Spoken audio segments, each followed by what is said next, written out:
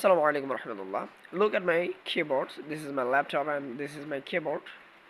And here is light is on my keyboard's light is on. So this is the most low shedding time in my residential area.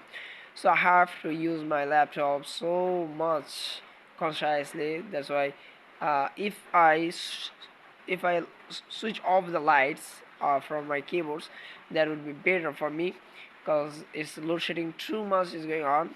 So we don't know, but we're new user of laptop, but we don't know that how to switch off this.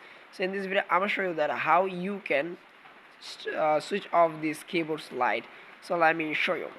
So if you wanna switch off the lights, so I'm just focusing on that.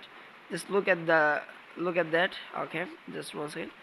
Just look at that F9, and here is a keyboard mark, and here is a light something, maybe lighting mark. So if we click and hold here, just our laptop light will be just totally uh, switch off.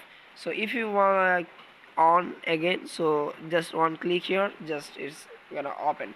So use this otherwise if you have any problem, if you wanna consume, if you wanna save your battery from consuming so much, so you can use these tips.